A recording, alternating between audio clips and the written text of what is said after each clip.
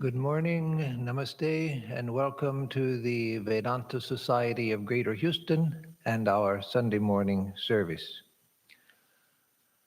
Om Shantakaram Bhujagasayanam Padmanabham Suresham Vishwadharam Gaganasadrisham Meghavarnam Shubhangam Lakshmi Kantam Kamalakanayanam Yogibhirdhyanagamyam Vande Vishnum Bhavabhayaharam Sarvalokaikanaatham. That's a meditation on Vishnu, which means Shantakaram, the one who is the cause of peace. Or whose actually Shantakaram should be he whose form is peace, whose nature is peace. Bhujaga Shayanam, who's lying on the serpent. That will come to when we come to the myths about Vishnu. Padmanabham, who has a lotus growing out of his navel, wherein the Creator is born. Suresham, the Lord of the gods. Vishwadharam, the repository of the whole universe, that in which the universe rests.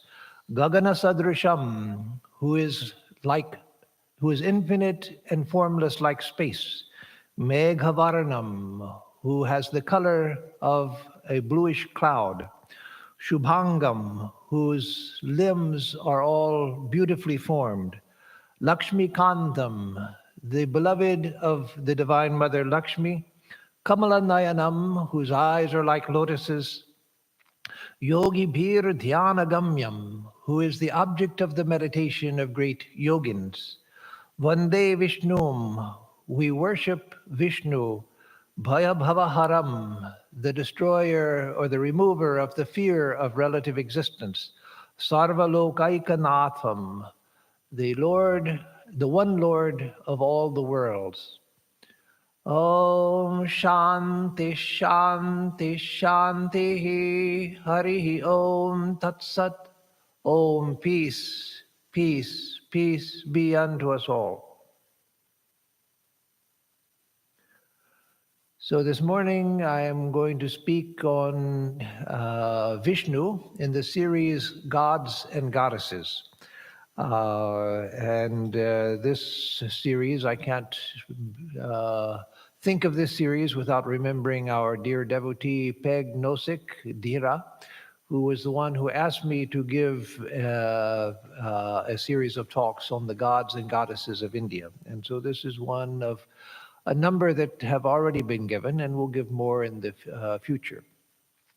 But today we'll speak about Vishnu because Vishnu is extraordinarily important. Of course, the deities I've already done are extraordinarily important also, but Vishnu is among them, among the major deities of India. And perhaps the major deities as far as Ishvara, the supreme divine being goes, the most important are Vishnu, Shiva, and the various forms of the Divine Mother. These are the three major aspects of divinity that are worshipped in India. And so Vishnu is somewhat eclipsed in the popular mind by his incarnations. Rama, Krishna especially, among other, Rama and Krishna especially among other incarnations, but especially those two.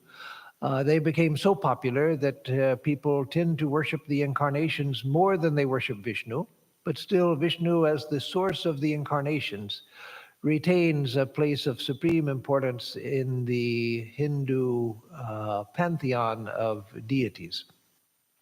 So as always, I want to start with the history. And so first the etymology before the history. The name Vishnu is said to come from the verbal root vish, V-I, the S with an accent over it in transliteration, or talavya sha in Sanskrit.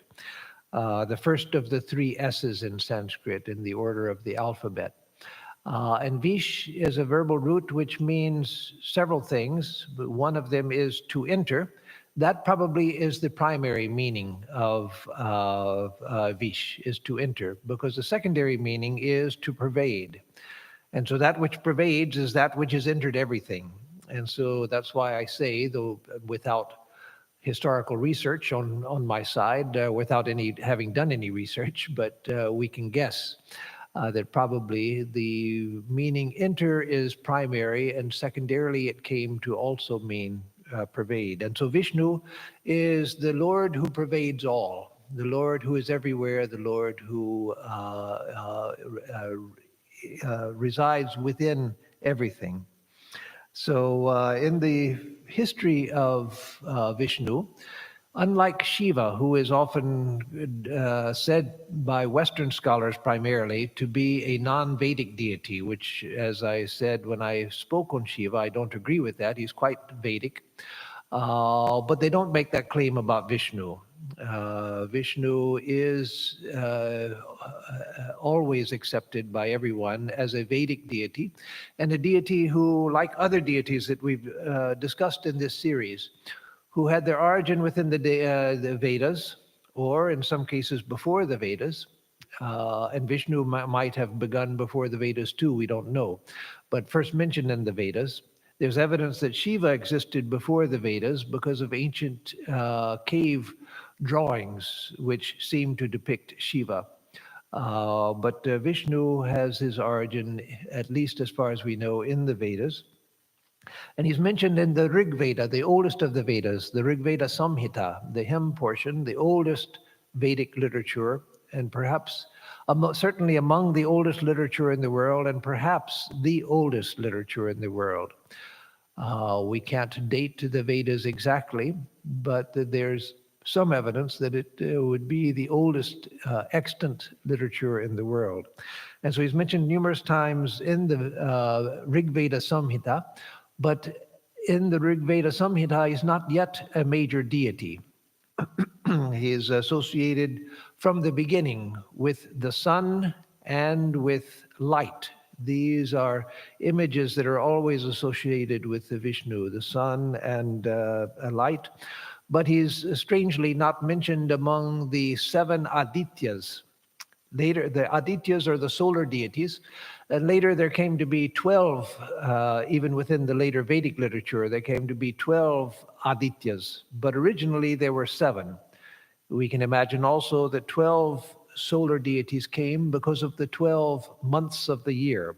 Because yes, that's not only in Western calendars, but in Eastern calendars as well. The 12 months because of the 12 lunar months within a year, the 12 complete lunar cycles within a year.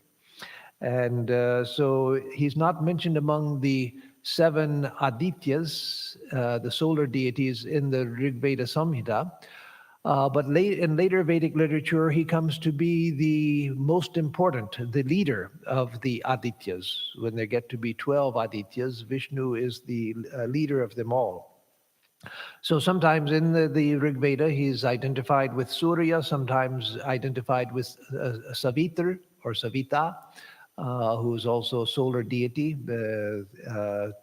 to whom the Gayatri Mantra is prayed. Sometimes he's identified with Indra, and sometimes he's a friend of Indra. And he and Indra together in the Rig Veda, they slay the demon, the source of evil in the world, Vritra. And so he's closely associated with Indra, he's closely associated with Prajapati as well, and sometimes identified with Prajapati. And then when you know some of the later myths about the Hindu myths that include Vishnu, it's interesting to note that in the Rig Veda Samhita, the Trivikrama, the 3 steps, which later were identified with the incarnation of Vishnu, the Vamana incarnation, the dwarf incarnation of Vishnu, the 3 steps that the dwarf Vamana took to cover the whole universe, to take the universe back from the demon who had taken the universe. So the three vikrama are mentioned in the three steps of the three steps covering the universe are mentioned in the Rig Veda Samhita, not with the Vamana Avatara, but the three vikrama is mentioned. Perhaps because there are two main theories of that. One is that the sun has three positions as it courses, three main positions as it courses through the sky: it's sunrise, and then noonday, and then sunset. And so the three steps of the sun, from the east to the zenith to the setting sun in the west. And another is that the three steps represent the three fires: the fire on earth, and the moon and the sun. But later in the myth, the three steps represent the earth, the sky, and the heavenly world. And so Vishnu, in his incarnation as Vamana, he covers these three steps to take possession of them and to show the demon Bali that he is the controller of all of the worlds. But again, it's interesting that in the Vedas, in the Rig Veda itself, you find mention of the Trivikrama, the three steps, which later are associated with the Vamana Avatara. And there's also mention in the Rig Veda Samhita of the Matsya, the fish, who saved the world. And so later that becomes identified with the Matsya Avatara of Vishnu, the fish incarnation of Vishnu, who plays a part in Hindu mythology as Noah's Ark plays a part in Abrahamic mythology, a myth that's found all over the world of a great time of flood, when the whole world was destroyed by flood. And so the world is saved by the Matsya Avatara. Manu ties his boat to the horn on the fish, the great fish, and is saved from the floodwaters, and so that civilization can start again. So the Matsya who saved the world, just in very simple form, is mentioned is mentioned there. Also, where is it? Let's see, was that? Oh, no, that comes in the Atharva Veda. So then in the Yajur Veda, we find several hymns to Vishnu. Again, in the Rig Veda Samhita, Vishnu is not yet a major deity. He's mentioned, there are 5 hymns out of over 1,000 hymns, 5 hymns devoted to Vishnu in the Rig Veda. And he's mentioned many other times, but again, he's secondary to major gods like Indra and Agni. But in the Yajur Veda, there are a couple of hymns to him, the Vishnu Sukta and the Narayana Sukta. And so in the Narayana Sukta, there are beautiful passages in the Yajur Veda to Narayana as Vishnu. Let's see, it says here, just starting in the middle of the sukta, Narayanam Mahagnyayam Vishwatmanam Parayanam Narayana Paro Jyotiratma Narayana Paraha Narayana Param Brahma Tattvam Narayana Paraha Narayana Paro Dhyata Dhyanam Narayana Paraha Yatcha kinchit jagat sarvan drishyate shruyate piva. So that passage, again, the whole sukta is about 3 times that length, but that passage says Narayana is the Mahagnyaya, that the great object of knowledge. That is, Narayana is that which is to be known. Of all the things that are to be known in the world, the various things we learn, the great object of knowledge is Narayana, because he is the self, Vishwatma.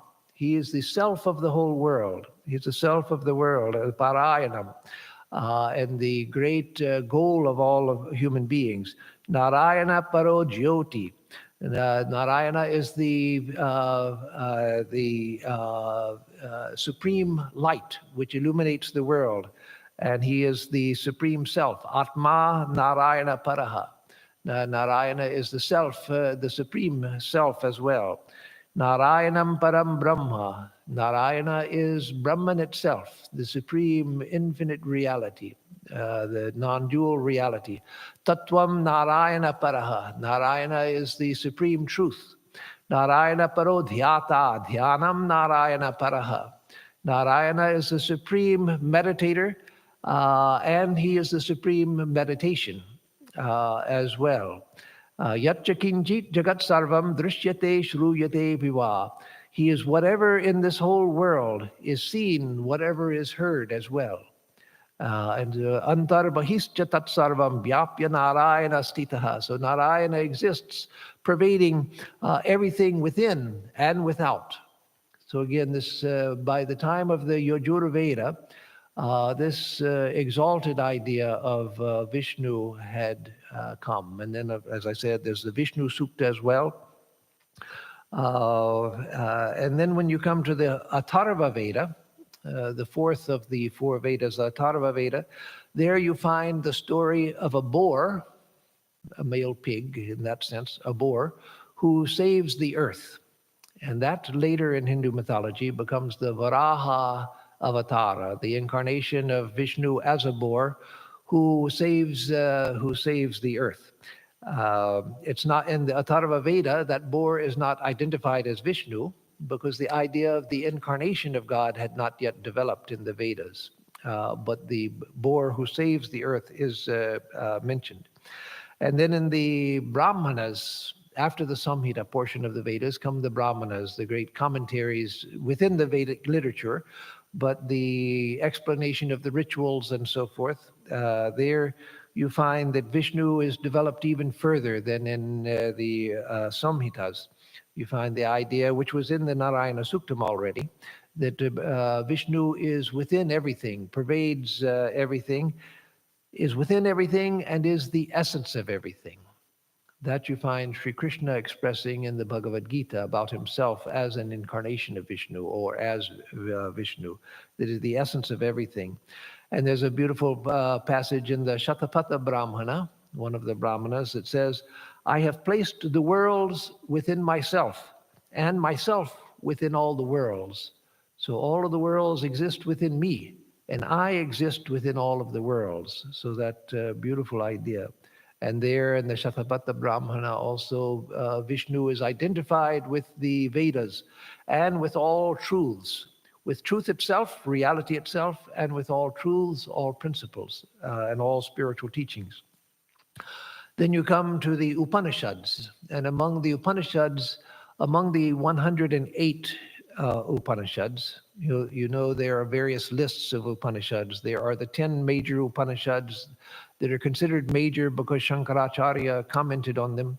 There are 108 Upanishads, and then there are over 200 Upanishads. But the 108 Upanishads is a traditional list of the major and minor Upanishads. And among those 108, there are 14 Upanishads which are devoted to Vishnu or Narayana. And so one of them is the Narayana Upanishad. So let me see here. Let me chant a portion of the Narayana Upanishad. Om Matanityo Narayanaha Brahma Narayanaha Shivascha Narayanaha Shakrascha Narayanaha Dyava Prithivyo Cha Narayanaha Kalascha Narayanaha Dishascha Narayanaha Urdhvascha Narayanaha Adhascha Narayanaha Antarbahishcha Narayanaha Narayana evedagam sarvam yadbhutam yatcha bhavyam nishkalo niranjano nirvikalpo nirakhyata shuddho deva eko narayanaha nadvitiyo osti kaschit Ya evam Veda sa Vishnureva bhavati sa Vishnureva bhavati. So here it begins, Om Atanityo Narayana. Thus, Narayana is eternal. Brahma Narayana. Narayana is the creator Brahma. Shivascha Narayana. Narayana is Shiva. Shakrascha Narayana. Narayana is Indra. Dyava Prithivyocha Narayana. Narayana is the heaven and the earth. Kalascha Narayana, he is time. He is Dishascha Narayana, he is space as well. Urdhvascha Narayana, Narayana is above. Adhascha Narayana, Narayana is below. Antarbahishcha Narayana, Narayana is within and without. Narayana evedagam sarvam, Narayana indeed is everything, is all. Yad bhutai yatcha bhavyam, that which was and that which is yet to be. Nishkalo, Niranjano, Nirvikalpo, Nirakhyata, Shuddho, Deva Eko, Narayana. The one God, Narayana, the pure deity, Narayana, is without parts, stainless, without modification, without description. Nadvitiyosti kastita, there is no second to Narayana. That is, Narayana, if he is everything, then there is nothing outside of him. So Narayana has no second. Ya evam Veda, Savishnureva bhavati, Savishnureva bhavati. One who knows this becomes Vishnu. Indeed, such a one becomes Vishnu, it repeats. So again, there you see the non-dualistic Vaishnava philosophy. As we'll see later, Vaishnava philosophy became oftentimes quite dualistic, but the origins of Vishnu were, as with other themes of the various Upanishads, the origins of Vishnu were non-dualistic, that there is nothing outside of Vishnu. Vishnu is everything, and one who knows this becomes Vishnu. And Vishnu, as it said, Vishnu is Brahman, Vishnu is all of the gods, Vishnu is everything, Nadvitiyosti, Kastita, there's not a second whatsoever. Vishnu is the non-dual reality, and one who knows that becomes Vishnu. So again, these beautiful ideas of Vishnu. By the time of the Mahabharata, which tells of the late Vedic age, but as we know it, as it has come down to us, at least many parts of it were written down long after the Vedic age, but it tells of the Vedic age. And so it was stories that were handed down from the late Vedic age. Vishnu is recognized as the source of the avatars, the incarnations of God. So by the time of the Mahabharata, you find that the idea of the incarnation of God has been fully developed, and that Vishnu is seen as the source of the incarnations of God. So then we come to the Puranas, and in the Puranas there's the full flowering of the Vishnu cult, and by cult I mean a positive tradition of worship, like the cult of the Virgin Mary in the Christian church. I don't mean nowadays cult has become a bad word, but it's not, the word itself was not meant that way. So with the Puranas, you find the full flowering of the traditions of worship of Vishnu. You find the Vishnu Purana, which, by the way, it's interesting that the Vishnu Purana was one of the early Sanskrit texts to be translated into English in the late 18th century, the 1790s. It might have been the early 1800s, but I think it was still in the 1790s. And Thomas Jefferson, among others, had a copy of that. And it was one of the books that, well, no, I'm sorry, I'm not sure of that. He had a copy of the Gita and some other Hindu texts that were translated, but the Vishnu Purana was read and studied by the American transcendentalists, Ralph Waldo Emerson, Henry David Thoreau, Alcott, and other transcendentalists. The Vishnu Purana was one of the ways in which they became acquainted with Hindu thought. So the Vishnu Purana, the Varaha Purana, the Garuda Purana, the Vayu Purana, and of course the Srimad Bhagavatam, which is probably the most popular of all of the Purana literature. And so from an early time, in the times before the Common Era, that is, in the times BC, before the time of Christ, there was the Sangam literature in Tamil, which was devoted to Vishnu, beautiful texts about Vishnu and his incarnations in Tamil. And then you come to the Alwars. Modern scholars date the Alwars of Tamil Nadu to the 5th to 10th centuries of the Common Era, that is AD. But the tradition says that they go back to 4200 BC up to 2700 BC, that they were active at that time. And so that we don't know. As many things in Indian history, we're not able to date them. And that's not just because the Indians were not concerned with history. They did write down history as other peoples did, but they didn't make stone tablets as were made in many places, and also the writing things that they did write on. First, things were passed down orally for long ages, and then when they were committed to writing, eventually, the things that were written on were perishable materials, and so there are no early manuscripts as you find in the Middle East because of the dry climate, where things were preserved for thousands of years. That didn't happen in India. And but in Tamil Nadu, there was this wonderful, great tradition of Vishnu worship. The Nayanars, who were great devotees of Shiva in Tamil Nadu, and the Alwars, who were great poet saints of Vishnu, beautiful poetry, love poetry dedicated to Vishnu and his incarnations, but especially to Vishnu. So there is as I mentioned before in talking about the Vaishnava Upanishads and the Narayana Suktam in the Yajurveda, there was the tradition of Advaitic Vaishnavism. And so the early roots of Vaishnavism, when Vishnu became recognized as a major deity, were Advaitic.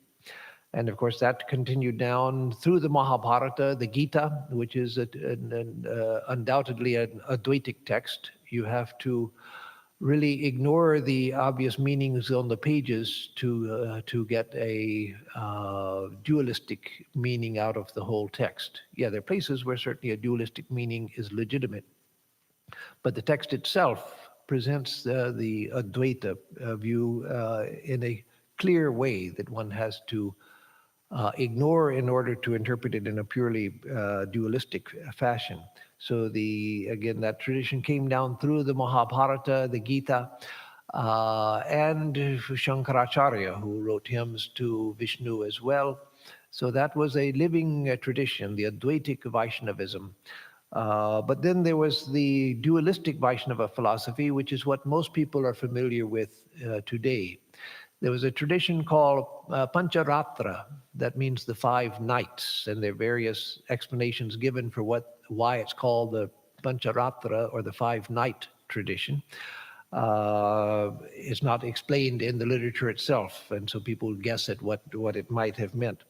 But it's an early devotional tradition around Vishnu and Vishnu's incarnations. The word Pancharatra is found in the Taittiriya Samhita of the Vedas. And so like so many things in later classical Hinduism up to modern times, so many things that were later developed in Hinduism, you find the roots of them in the Vedas. And so in the Taittiriya Samhita, a system of rituals is mentioned, and it said that Narayana performed these rituals. And so Narayana, which came to be a name of Vishnu, Narayana in early texts is recognized as a great sage of very ancient times, the sage Narayana. And so here in the Taittiriya Samhita, the sage Narayana performed these rituals called the Pancharatra. And so later we find evidence of the Pancharatra tradition emerging, still early in the BC era, before the Common Era. And also it's mentioned in the Mahabharata. So there are texts which are the foundation of the Pancharatra tradition called agamas. Agama is used in, agama means that which has come down to us. And so some of the tantric texts of later tantric traditions are called agamas. Sometimes the Vedas are called agamas. But here there are over 200 texts called the Pancharatra agamas. But many of the texts, many of the texts have been lost over the millennia. And most of you have heard of the Narada Bhakti Sutras. There's another Bhakti Sutra, very famous, called the Chandelier Bhakti Sutra. And it's not as famous as Naradiya Bhakti, but the Chandelier Bhakti Sutras are famous. And that was a systematization of the Pancharatra doctrine. And it's interesting that the Pancharatra tradition was not accepted as orthodox by Orthodox Hindus for a long, long time, for many, many centuries. They tried to be accepted as orthodox, but they were rejected as Orthodox Hindus for a long time. Shankaracharya himself argued against the Pancharatra doctrines, not because of orthodoxy or unorthodoxy, but because he was trying to establish the non-dual truth of the Vedas. But then Ramanuja and Madhvacharya, two of the great dualist saints and teachers and philosophers, they accepted the Pancharatra as legitimate. Even way back in the Mahabharata, it mentions that the Pancharatra were in tune with the Vedas. But then again, they were not accepted later as orthodox. But by the time of Ramanuja and then later Madhvacharya, the Pancharatra doctrine was incorporated into their philosophies, the Dvaita and Vishishtadvaita, the dualistic and qualified monistic views of Madhva and Ramanuja. So in the Pancharatra doctrine, Narayana is the supreme deity. All other deities are secondary. And perhaps one of the reasons, I'm not a scholar in this area, and so I'm guessing, so this should be taken lightly as just a suggestion, but perhaps one of the reasons why the Pancharatra doctrine was not accepted as orthodox was that they insisted that Vishnu is the supreme deity, none other. Not Vishnu, not the Divine Mother, but only Vishnu is the supreme deity, and other deities are minor deities.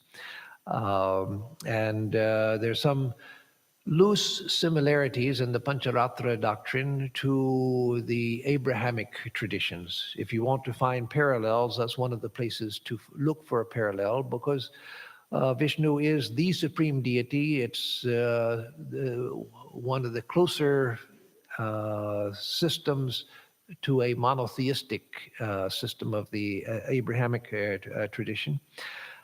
But the strange historical happening is that though the Pancharatra tradition was not accepted for many, many centuries as orthodox, once they finally gained entry as orthodox, they tried to exclude everybody else. That we are the orthodox and the others are unorthodox. So it's one of those strange twists of history where once they got in, they tried to push everybody else out. And again, the Pancharatra tradition has many beautiful things in it, and that's why it was incorporated into Ramanuja and Madhvacharya's system. But that narrowness which has come to be associated with Vaishnavism, that should be eschewed by all of us Hindus very carefully, because it's contrary to the whole tradition of Hinduism, starting from the Vedas, through the Upanishads, through the Mahabharata, Ramayana, through the Puranas, through the long tradition of great saints, where part of the great wealth of Hinduism is its natural liberality and openness. And so that narrowness, that no, Vishnu is the only God. Just to tell you one story that came to me from a friend in San Diego, an Indian couple.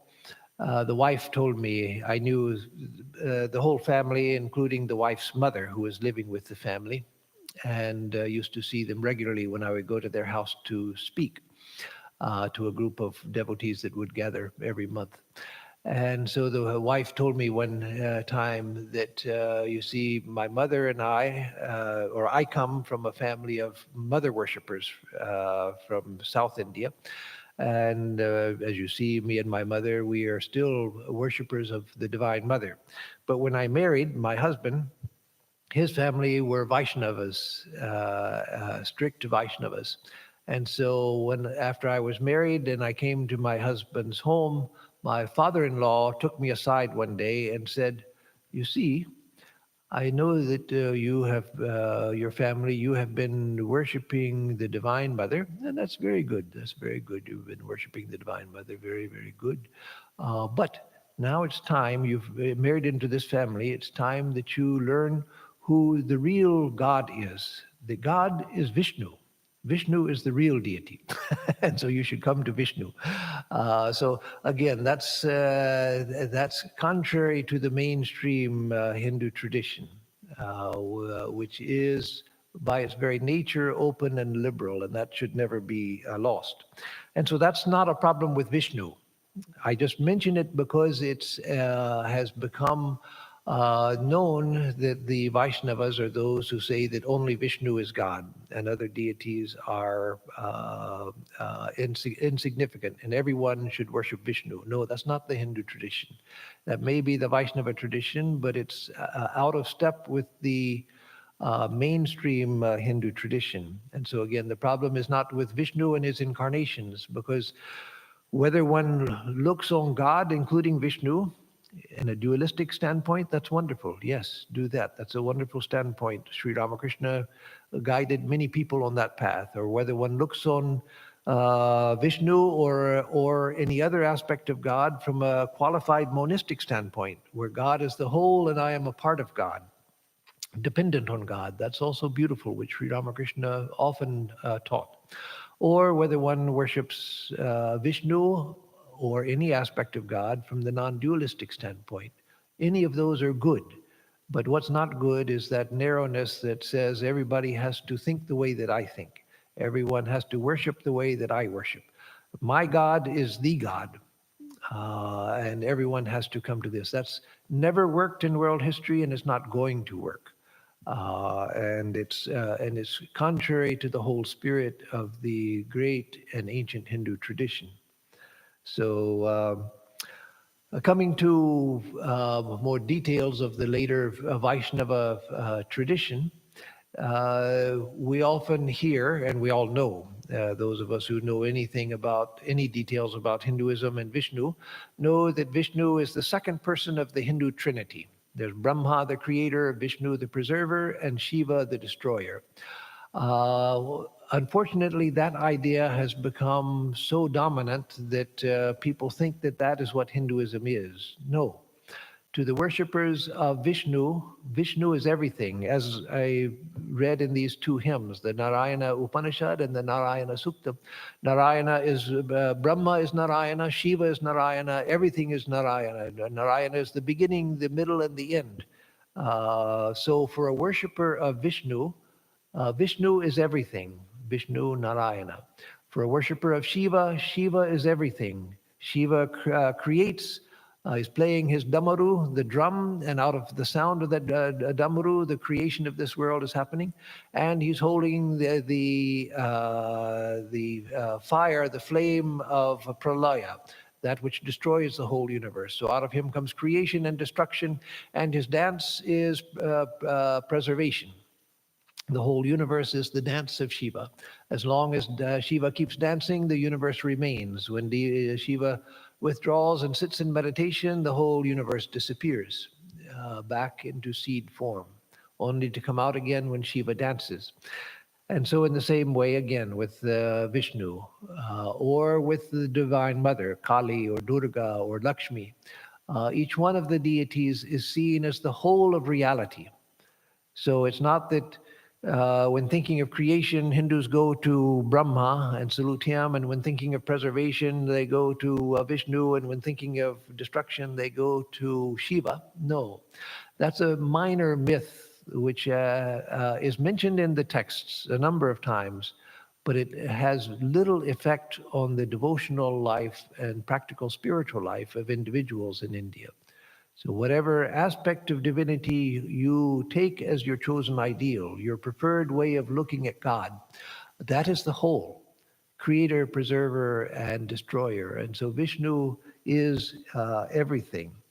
But it's true that the things associated with preservation are especially strong in Vishnu.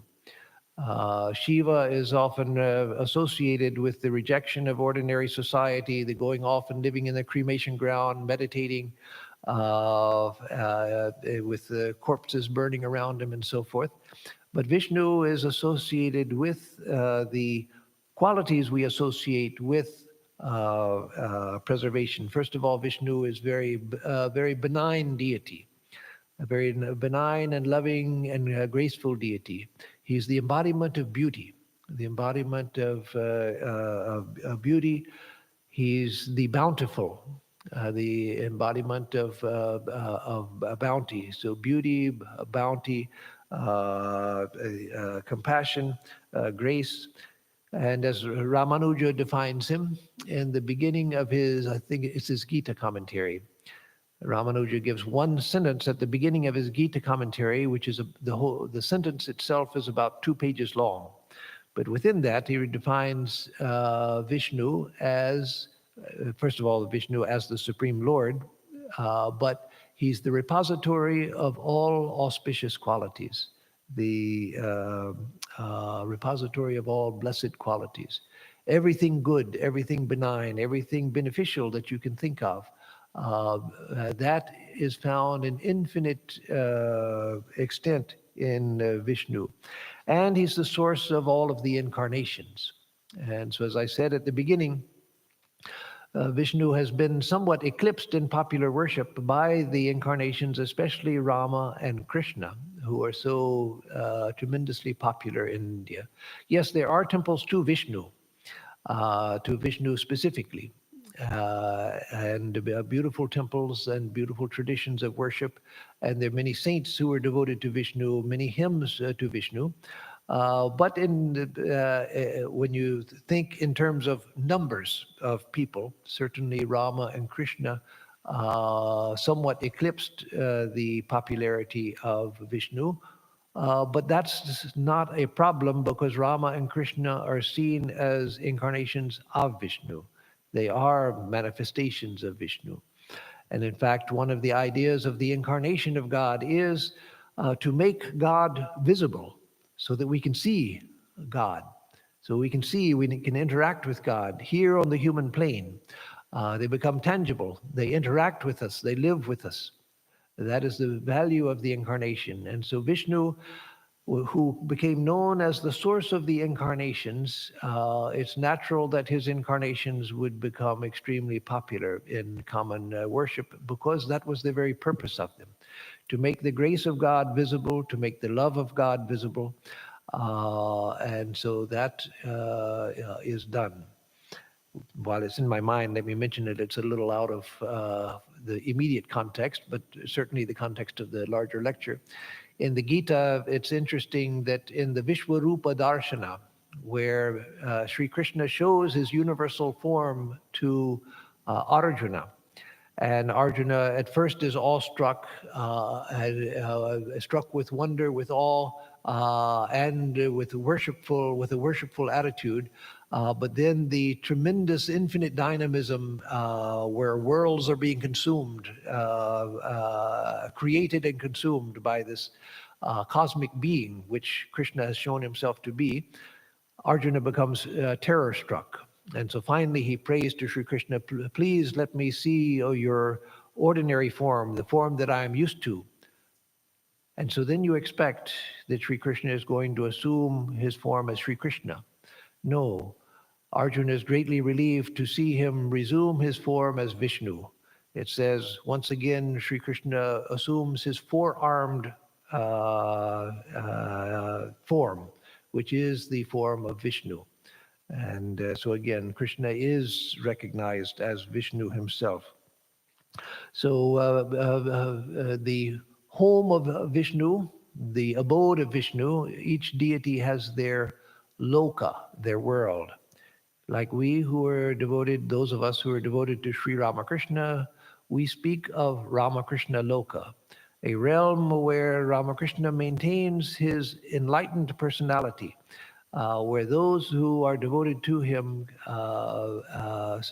go after death to live in his company, and where his disciples are gathered as well. So it's not like an ordinary heaven where you're traipsing through the flowers and things. No, it's a highly spiritual world.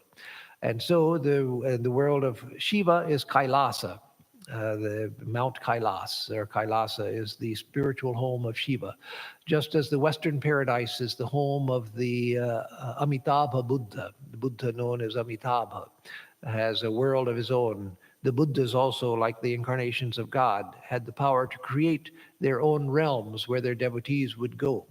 And so in the case of Vishnu, his realm is Vaikuntha. And that also is the place where the devotees of Krishna and Rama and Vishnu all go to Vaikuntha, the realm of Krishna. In fact, let me see if I can find it here. I forget whether it's the Narayana Upanishad or the Narayana Sutta, where Vaikuntha Bhuvanalokam Gamishyati. I won't spend much time looking because I realize this is annoying when you're listening to a talk and someone suddenly starts, their speaker suddenly breaks the talk to look for something. No, I'm not going to find it right now. It's in one or the other of these two hymns where it says, Vaikunta Bhuvanalokam Gamishyati, that one who meditates on Vishnu will go to Vaikuntha. So it's mentioned in the Vedas itself, Vaikuntha, as the home of Vishnu. So again, these things have ancient roots. And Vishnu is also associated with the Divine Mother, his Shakti, who is Lakshmi. Lakshmi is regarded as a goddess in herself, but she's also the goddess who is associated with Vishnu. And like Vishnu, who is the deity that is all benign, all beneficent, the deity of grace and bounty and beauty. So Lakshmi is the goddess of beauty, of bounty, of prosperity, etc. And so again, there's this natural association with Vishnu as the preserver, and Lakshmi is associated with Vishnu as the goddess of preservation as well. But again, we have to remember that to the devotees of Vishnu, Vishnu is everything. It's not that Brahma first creates and then Vishnu takes over to preserve and then Shiva takes over to destroy, because every moment things are being created, preserved, and destroyed. And so there's one power which is doing all of that. But again, in Vishnu, that preservation force is dominant in his character. And so Lakshmi was one of the first products of the churning of the ocean. I won't go into that long myth, the story of the churning of the ocean, when the gods and demons churned the ocean to get to the nectar of immortality. Then out of the ocean from the churning came Lakshmi. And Lakshmi, seeing Vishnu, chose him as her mate. And so that's the mythological explanation of how Lakshmi and Vishnu came to be associated. All of the Hindu deities have a vahana, that is a vehicle, that an animal on which they ride. Like Shiva has his bull Nandi, though he doesn't ride on Nandi, but he walks alongside of Nandi, his vahana. And Ganesha has the rat, and Durga has the lion, and so forth.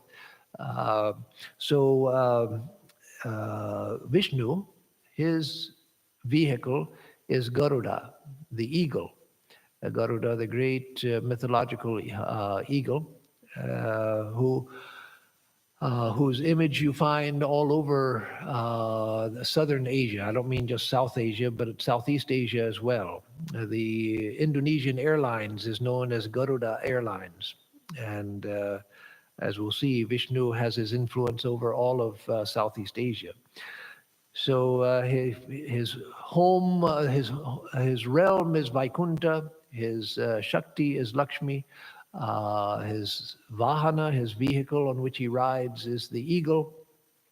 And then in his image, the two main ways he's pictured. One is where he's standing, and one is where he is lying. But he has four hands, four arms with the four hands, and in his hands he holds, in one hand he holds the conch shell. The conch, or sank, as it is in Sanskrit, the conch shell is symbolic of Om. I remember as a child, when we'd go to the beach, my mother would hold a conch shell up to my ear and say, listen, you can hear the sound of the ocean. It stays in the conch. The conch comes out of the ocean and you listen to it and you can hear the sound of the ocean. As a child, I used to be fascinated by that. I first of all loved the ocean. My earliest memory is of the ocean when I was not yet 2 years old. When we were back home from vacation, I would always take the conch shell and put it to my ear to listen to the ocean. But in Hindu thought, it's considered, it's not the sound of the ocean, it's the sound of Omkara, the creative sound of the universe that is heard in the conch shell. And so holding the conch shell, the conch is a symbol of creation. And then he holds, on one finger, he holds the discus, the chakra. And the chakra represents the mind, which is always spinning with thought. And then with another hand, he's holding a lotus, which represents several things. It represents purity, it represents love and devotion, and it represents enlightenment as well. And then he's holding the military mace, the gada, the club, which is used for military fighting. So you know that Sri Ramakrishna's name as a child was Gadadhar, named after the form of Vishnu, where Vishnu is holding a mace. And so the conch represents creation, the lotus represents preservation, and actually the lotus and the discus, because the discus is the protective power of Vishnu, and the lotus, the preservation itself, and then the mace, the instrument of destruction. So again, showing that Vishnu is the agent of creation, preservation, and destruction. So as I said, there are two usual postures, one where he's standing with his four arms holding these four implements, and another where he's lying on the coils of the serpent. And the serpent is lying on the cosmic waters. And so Vishnu is lying on the serpent. The serpent represents the cosmic Shakti, the cosmic power, which is under the control of Vishnu, the Maya Shakti, which is under the control of Vishnu. And the cosmic waters represent several things, but my favorite representation of the cosmic waters is they are the formless Brahman. And so Vishnu is resting on the cosmic waters. And what is the rest of Vishnu? The rest of Vishnu is Samadhi, where he's aware of the cosmic waters, aware of the absolute. And out of Vishnu's navel grows the lotus, and the lotus blossoms, and seated within the lotus is Brahma, the creator. And Brahma, the creator, has four faces, four heads, one looking in each of the four cardinal points. And that's to represent the fact that Brahman sees in all directions, and through his tapasya, through his spiritual power accumulated through austerity, he imagines the universe into being. So the significance of that is that Vishnu is the source of creation, but Vishnu is above the act of creation. You can't bother one who is as sublime as Vishnu with the details of creating the world. And so Brahma is the agent of creation. Brahma is an individual soul like you and me, but one who in a past cycle of creation became so virtuous, short of enlightenment, but so virtuous in terms of actual virtue, moral qualities, that in the next cycle he was born as Brahma, the creator, out of the lotus of Vishnu. And this whole universe is resting in the mind of Brahma, the cosmic mind, which is Brahma. But the cosmic mind of Brahma and the universe within it, they all rest within Vishnu. Vishnu is the essence of everything, the container of everything, the inner essence of everything. So those are the two forms in which you see Vishnu, like in Trivandrum in Kerala. I think it's in Trivandrum. I've been there, and I must be in Trivandrum. There's Padmanabhi Swami temple, the temple to Vishnu, who has the lotus growing out of his navel, and there the image is lying down. So when we come to the worship of Vishnu, we find that Vishnu is especially fond of white flowers and white sandal paste. The different deities in India are associated with different flowers and with different substances. So Vishnu is especially fond of white flowers, which includes light-colored flowers like anything but red. Yellow, blue is also okay. Just not red, which is given to the Divine Mother and Ganesha and to the sun. But Vishnu is fond of white flowers, white sandal paste, not red sandal paste, tulsi, the leaves of the tulsi or the sacred basil plant. Very fond of tulsi leaves. So what's the value of that? That sounds like it's awfully silly. Gods having their favorite flowers and their favorite sandal paste and things.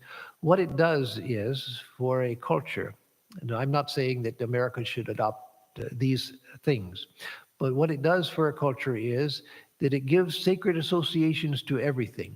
Everything has a sacred association. And you find that in the Roman Catholic world and the Eastern Orthodox world, not in the Protestant Christian world, but the Roman Catholic and Orthodox world, where the Virgin Mary is associated with the color blue, where the rosemary plants with the tiny blue flowers. It said that the flowers were white, but one day Mary walked by the plants in a garden, and her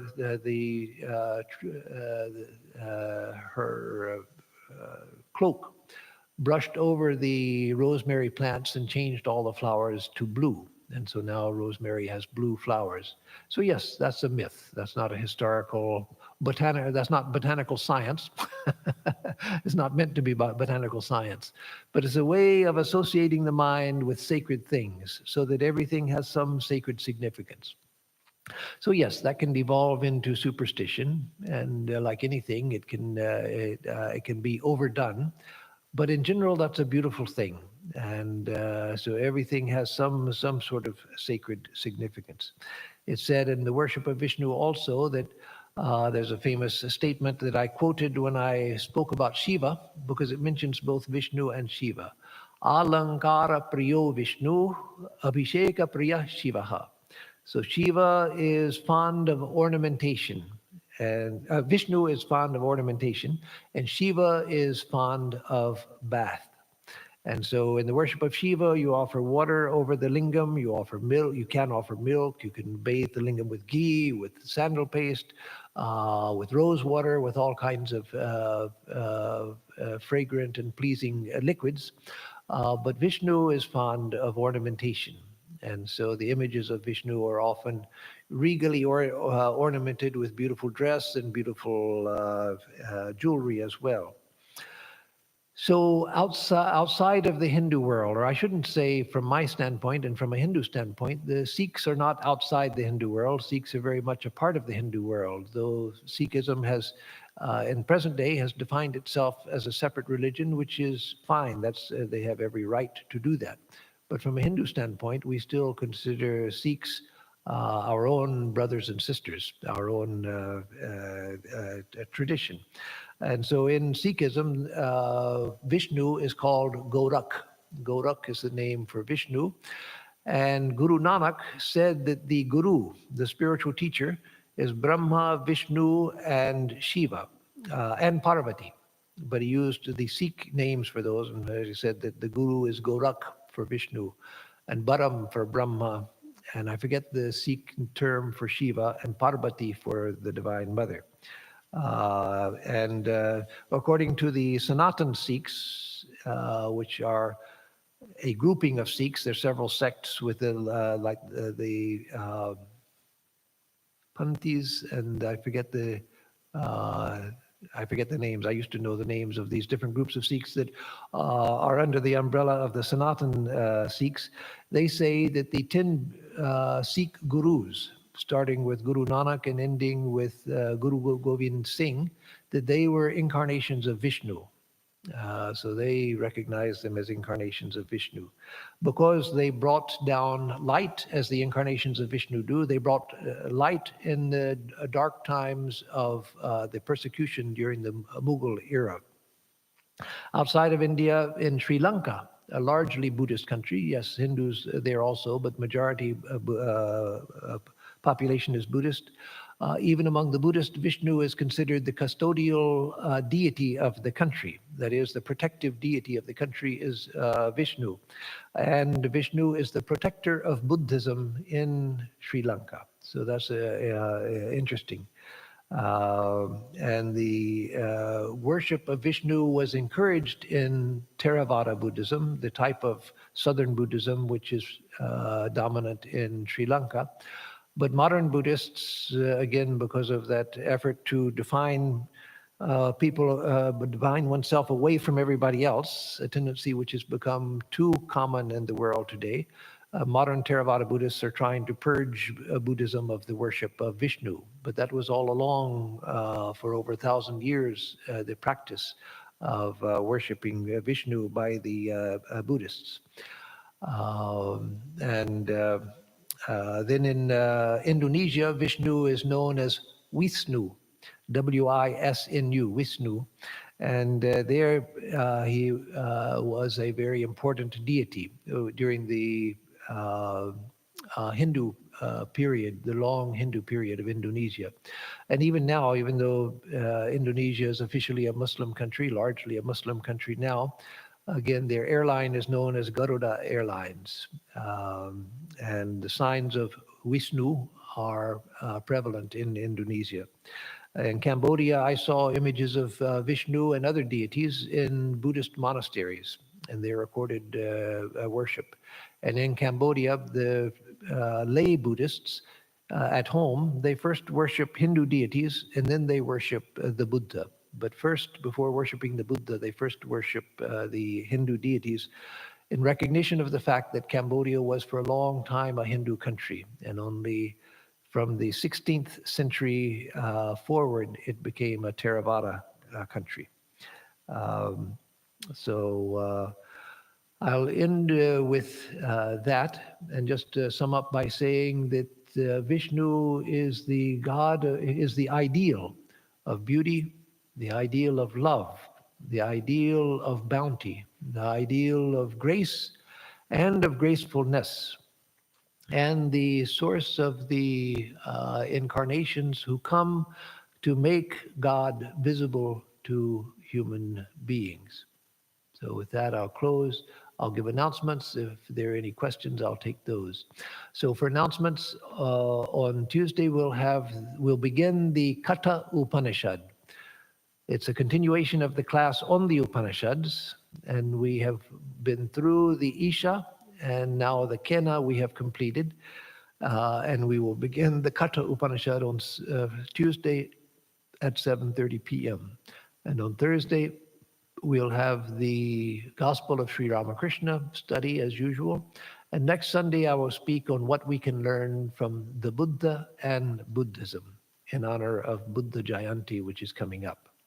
So, Surinji, there.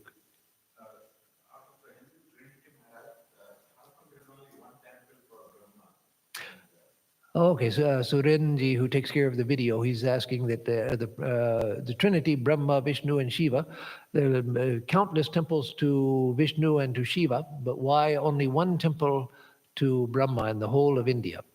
And that's because Brahma never had any, there was never a sect which identified with Brahma. Brahma was always considered, well, not always. In the Vedas, Prajapati is what later became Brahma, though Prajapati also became Vishnu. So Prajapati multiplied himself into Brahma and Vishnu. But as Brahma, Prajapati was the creator in the Vedas. But after the Vedic age, Brahma was seen as a minor deity. Again, he wasn't Ishvara, but a jiva like you and me, who through his great virtue attained to the status. So Brahma is a station, it's an office, like becoming president of the United States, but far more powerful and far more glorious and far less problems.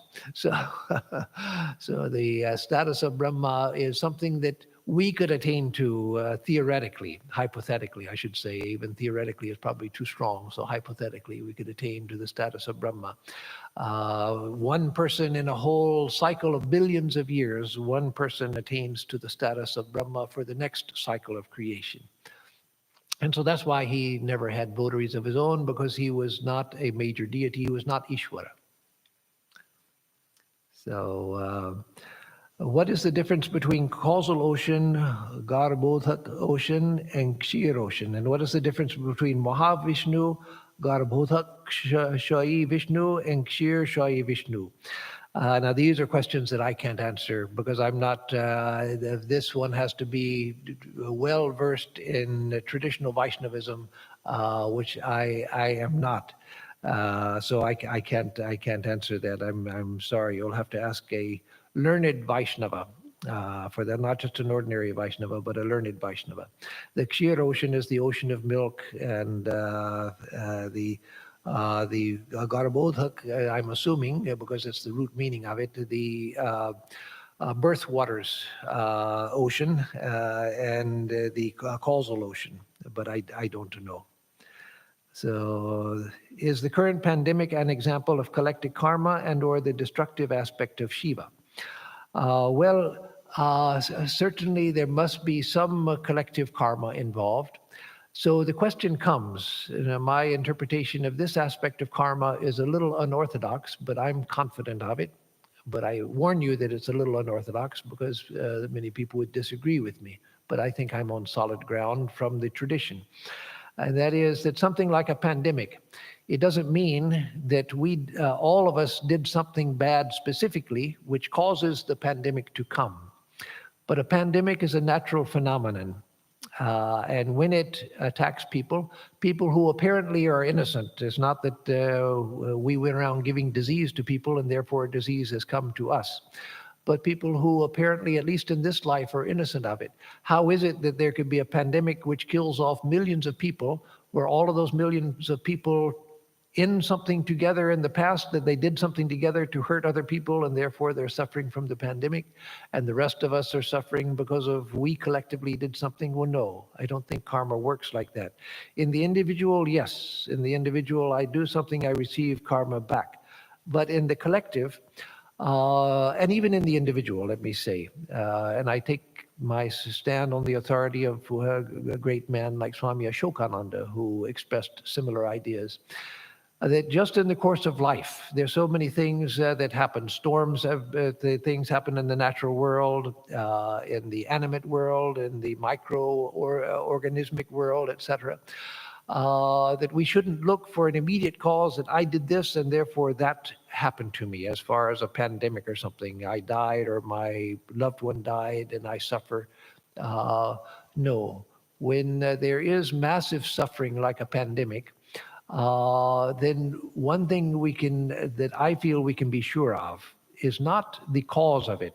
What did we all do to cause it? There may not be a thing that all of us did together to cause it. Probably there's not, because that's unimaginable that something like that could be collective.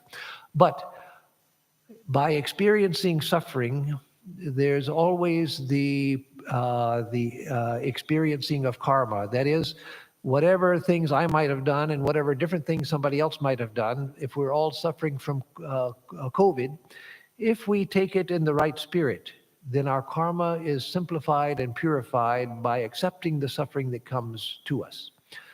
So yes, there might be my collective karma, your collective karma, everyone else's collective karma has a number of good and bad elements to it.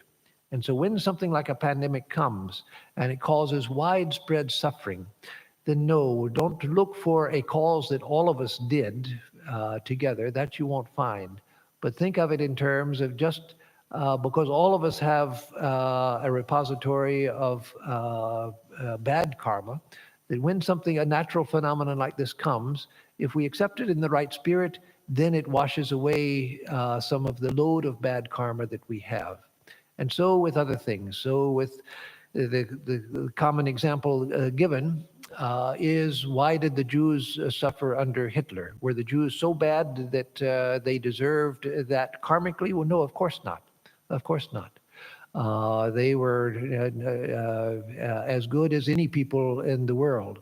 And many of the people who suffered were innocent, very, very good people.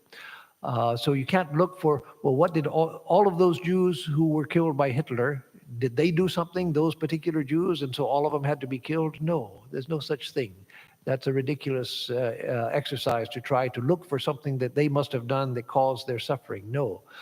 They were in a place at a time when there was a madman who was intent on killing them. So that killing, was it senseless, pure suffering, pure evil with no benefit? Well, no. The idea of karma is that those who suffered, then a vast amount of the karma which all of us have, bad karma which all of us have, was burnt out by that. So that doesn't mean it was good. That doesn't mean it was necessary. It certainly doesn't mean that Hitler was doing them a favor. No, it doesn't mean that. But it means that all of us can get caught up in collective suffering at one time or another. What Hitler did to the Jews was not unique. As often we try to present it as something unique, as the embodiment of pure evil. Well, no, many things like that have happened before. Many things have happened like that. Even in Cambodia with the killing of so many people. But when that happens, then there has to be the karmic result of that is the cleansing of karma of the people. So again, it's not something to be wished for. It's not something to be thankful for. But suffering doesn't come without there being a purification of karma. So where can we find the detailed description of the eternal abode of Lord Narayana? That the best place is to look in the Puranas. There may be books written on it by Vaishnava scholars. I don't know of those, but the best place is to look in the Puranas. But I wouldn't give too much credence to that, because those are human imaginations of what it must be like. I would trust only the words of saints on that, who have some insight into that spiritual world, because otherwise such things are often embellished by human imagination. So then I'm asked, what is my opinion on Indians failing to debate their history and still relying on the West's approval to date ancient artifacts, and Chinese dating their history and artifacts themselves? Yes, I agree with the sentiment expressed in the question very much, and that Swami Vivekananda felt very strongly about, that Indians had to take their own history into their own hands. Because the West in the past has not been a sympathetic historiographer for India. Many of the dates given to things are arbitrary. The history of India as it's been reconstructed by most Western scholars, yes, there are exceptions, but most Western scholars, is a house of cards, that you guess at one thing, and so you've got that guess, and then you've got something else that's somehow connected to that. So then you think, well, that must be placed with this, and then something else that's tied to this. So you put that on top of that, and the whole thing is based on the flimsiest of evidence. And then, of course, there was the attempt, which modern Indologists in the West deny that they do, and maybe they don't do consciously now, but they're still theorizing on the basis of work that was done by early historians, who did do it consciously. That is, the post-dating of whatever they could in Indian history, making Indian history, everything in Indian history, as late as possible, with the idea that nothing could have been earlier than the great roots of Western civilization. And Swami Vivekananda said to Western intellectuals, he said, why don't some of you, with your wonderful ability, which he appreciated, the wonderful ability of Western scholars to dedicate their whole life to a field of study and to examine and analyze and everything. He said, why don't some of you dedicate your lives to studying the Mahabharata instead of this futile exercise you have of trying to figure out Western history? The Mahabharata is full of history. Why not go to it and examine what it says of Indian history and try to find if there's evidence for it? And so there are a few Western scholars like, what's his name, David Frawley, and Georg Feuerstein, who passed away several years ago, and others who have a much more sympathetic view. But I agree that whereas China has taken their own history into their hands, many Indian historians are still trained in Western ways of thinking and are still mimicking Western historians rather than looking for the roots of Indian history within the Indian sources themselves. Now, let me say one last thing, that doesn't mean that I think that people should concoct a fantastic history taking a literal reading of the Puranas and so forth without any analysis or examination. No, then those were mythological texts.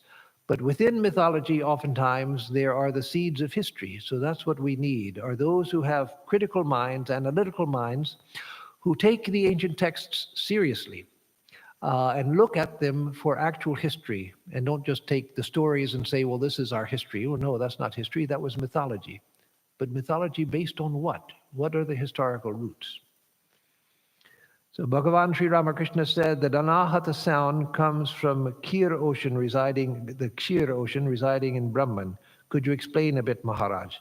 No, that I have no idea what that means. So I'm sorry, I can't comment on that. I've heard that the Ananta Sayanam Vishnu is a pictorial depiction of the time-space continuum. Is it true? And that also I don't know. These are questions that I'm not a master of Indian mythology who has dedicated a lifetime to studying all of the aspects of the symbolism and so forth. My interest has been more in the spiritual side and the principle side. Not that these questions don't have value. No, they do.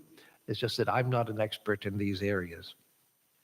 In the scriptures such as the Mahabharata, Lord Vishnu is said to be Bhagavan, and Lord Shiva is referred to as Ishwar. Is there any particular significance of these epithets? No, Ishwar and Bhagavan are both refer to the same reality, God, and that Ishwar or Bhagavan can appear as Shiva or can appear as Vishnu. But Bhagavan is most often applied to Vishnu, and Ishwar is applied both to Vishnu and to Shiva, but the term Bhagavan is most often applied to Vishnu, and so that may be why. But I don't think there's a particular significance beyond that. Has the Lord become Mahakala in this pandemic situation as he assumed the cosmic form in the Bhagavad Gita? That I don't know. Today, most of the questions I have no idea what to answer because these are not. I don't know anyone who could say what exactly the pandemic is at this point. Later, when we see from a historical perspective the pandemic from its beginning, its continuation, and its end, and the aftermath, the results of the pandemic, then we can have a better picture of what it was and what it meant to human civilization. From this standpoint, we're in the middle of it. So we're like fish in the water trying to figure out what water is. We can't figure it out because it's inside and outside and everywhere around us. So we need some perspective to figure that out. So with that, I will bring the talk to a close and give a closing chant, which is a traditional salutation to Vishnu. Om Trailokya Pujita Shriman Sada Vijaya Vardhanaha Shantim Kuru Gadapane Narayana Namostute. You who are worshipped by the three worlds and are always growing in victory, grant us peace, O holder of the mace, that is the Gadadhar, known as Narayana, our salutations unto you. Om Shanti Shanti Shanti Harihi Om Tat Sat. Om peace, peace, peace be unto us all.